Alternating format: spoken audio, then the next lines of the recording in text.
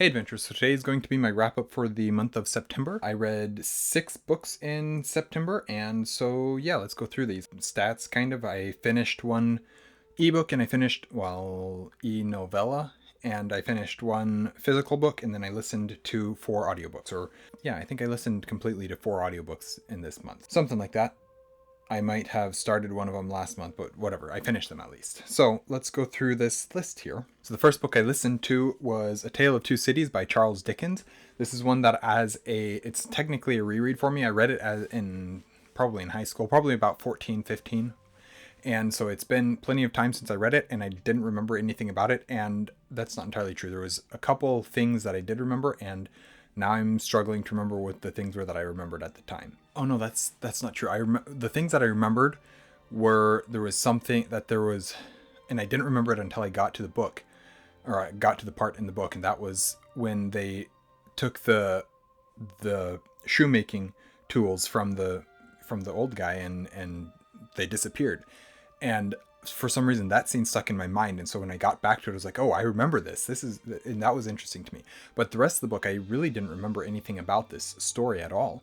I knew it was about the French Revolution. It's a tale of two cities, so obviously there's going to be two cities, and so it's not just going to be Paris, France.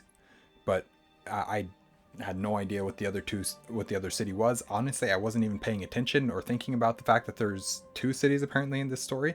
And so just like completely, this book, even though I had technically read it in the past, it was basically a completely new experience for me. And I understood it. I understood what was being said with this book, the things that were happening, the events that were going on, I actually understood the book, and I actually really enjoyed it. I had a lot of fun with this book. I don't know if it's my favorite book ever, and it's dense. Dickens's writing is not the easiest here. It's not nearly as easy here as it is in Oliver Twist, say. Still, I enjoyed this quite a bit, and I'm very glad to have actually reread this book. The next one I finished is Silence is Silver by Andrew Watson. So this is, he has a booktube channel, and he's written a couple of books. This is the prequel novella to his Shadow Binders series. And the first book in the series is Harbinger of Justice. And I've heard him talk about his book. I've heard other people talk about his book a little bit, and it's always intrigued me, especially with it being like a desert setting fantasy. That's interesting to me. I love, for some reason, deserts are a great setting for fantasy. And so anyways, I was already intrigued by the series, but then I, at some point, got the novella for free. And so I went and finally read that on ebook, because I don't do a ton of ebook reading as it is, but I have been trying to do a little bit more. And so I had Silence is Silver, and I actually ended up really enjoying it. I appreciated it's very much epic fantasy, like modern epic fantasy in that way. But I had a lot of, I went into it not knowing what to expect, but hoping to enjoy it, of course. And I ended up enjoying it. It's a fairly simple story. There's some complexity to it, some depth to the story as well. And the world and the subtext of what's going on. There's some actual interesting things going on with that as well. And I ended up enjoying it more than I was expecting to. I'll have more thoughts on this once I get to my review of it for sure. But yeah, that was fun. I was glad that I got to try that, and now I'm definitely even more interested in trying Harbinger of Justice at some point. The next one then that I listened to is I'm Afraid You've Got Dragons by Peter S. Beagle.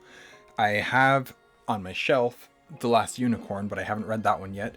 But I needed an audiobook, and it was kind of a very heavy time at the moment, and I was like, I need an audiobook that's a little bit lighter, a little bit easier just to listen to. And so I found this one. Actually, my friend suggested it, and so I tried out this one. It's been one that I've been meaning to read. I like dragons.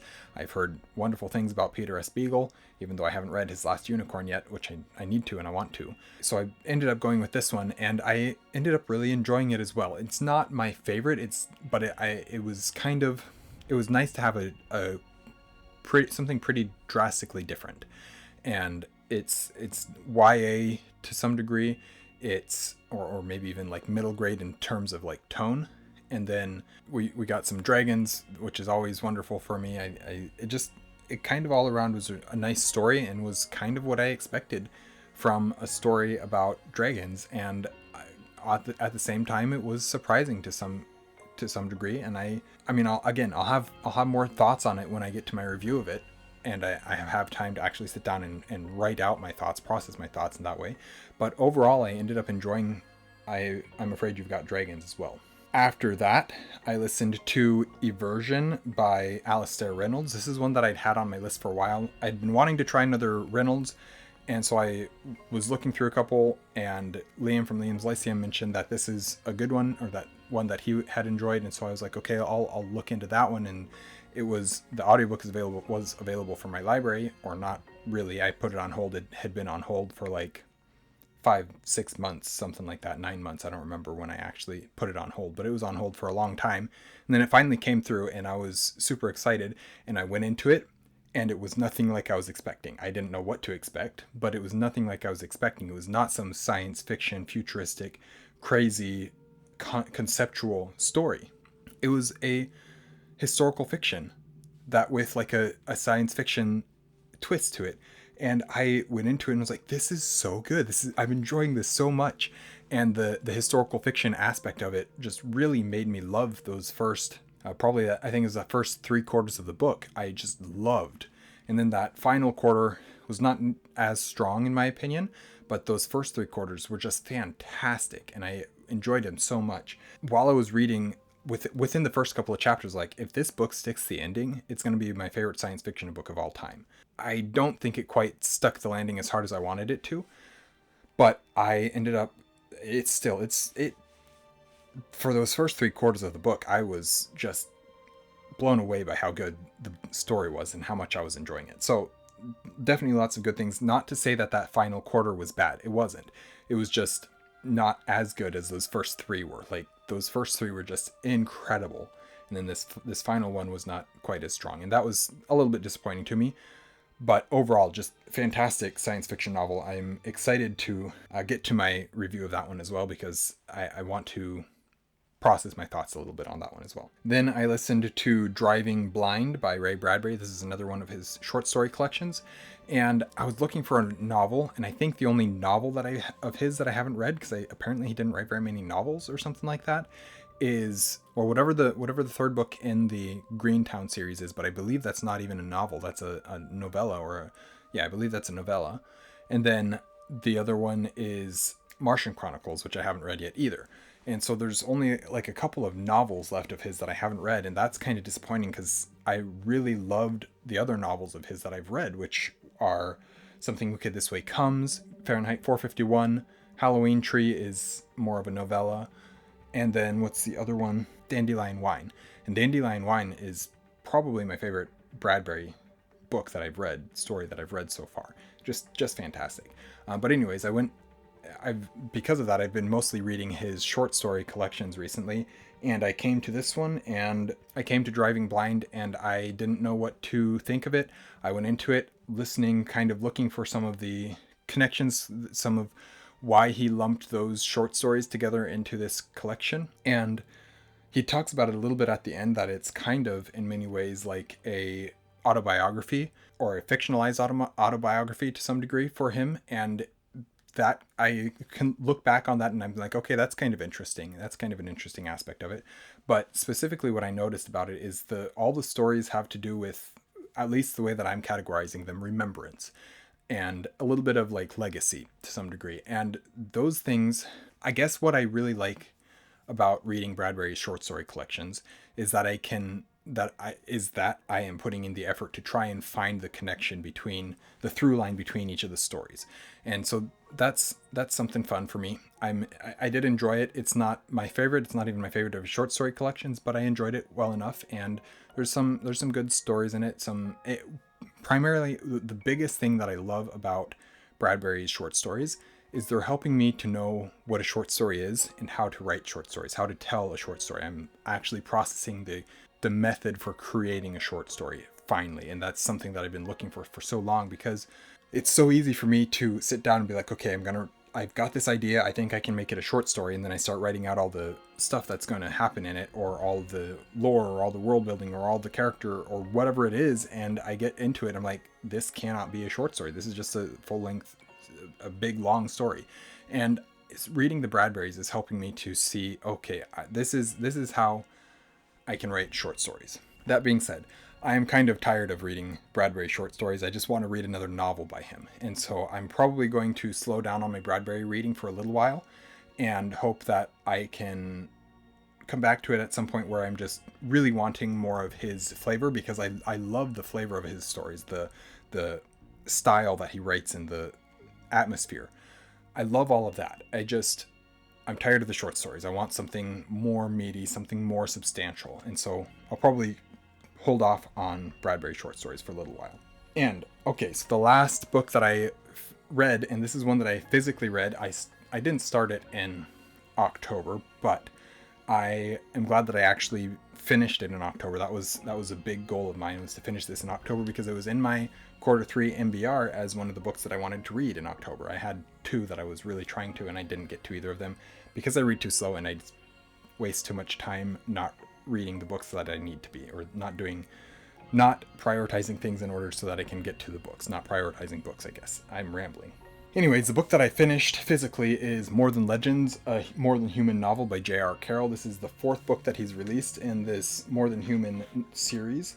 And this one is so the More Than Human series, More Than Human world. This is a world that he's created that's like what's the phrase? Urban fiction or urban fantasy type thing, where our characters, where there's a lot of magic, but it's in the real world, and so low fantasy in that way as well, but urban fantasy in that it's dealing with like urban settings a lot of the times, even though technically none of the books that he has written are set in an urban setting, in a modern setting. They've all been historical to some degree or another. More Than Legends is a short story collection, which is kind of, again, I'm appreciating it more now because I'm able to see how to write short stories. I'm able to understand how he did it. I did notice that basically each of I think it's nine legends from the More Than Human universe. Yeah, so each of the 9 stories in this collection are structured very similarly, each one. They each have 3 chapters, which obviously that's part of that structure, but that's like the most superficial aspect of that. But they're each 3 chapters, and then we have the first chapter is kind of giving the backstory, the history of this character, or leading at least up to this point in the story and leading to this story that's being told in the short story. And so that's the first chapter. The second chapter is getting into the story itself and getting us to the climax.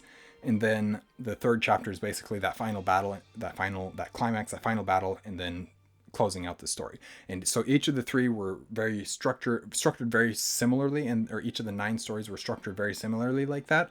And because of that, I was kind of able to predict what was going to happen by the time I got to the end, the later stories. But that's okay. I'm not frustrated by that at all. I actually appreciate that, because I appreciate seeing what Carroll is able to do and how he is constructing the stories. That's nice for me to see as somebody who has been trying to tell stories, and I can't figure it out.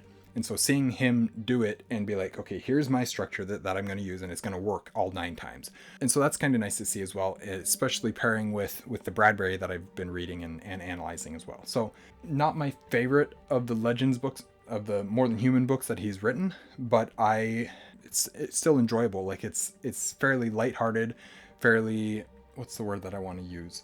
I don't want to say superfluous, but that's kind of like the idea of, that's kind of the word that's sticking out in my mind. That's not the right word that I'm trying to use, but it's kind of just like not a ton of super deep stories, but it's just kind of like fun fluff to some degree almost. Not to say that it's all happy, lucky, sparkles and rainbows type story or anything like that, but it's just, they're not super consequential stories in a way. But I still enjoyed it, and I still enjoyed going through this, and I'm glad that I finally did. And I do hope to actually interview Carroll at some point in the future about his writing process and everything. Just do an author interview with him like I've done with a couple other authors so far. So anyways, that is my wrap up for the month of September 2025. Thank you guys for watching an Erudite adventure. Please like, comment, and subscribe if you haven't already. We post videos every Monday and Thursday, and have our social medias linked in the description down below. We will see you guys again soon.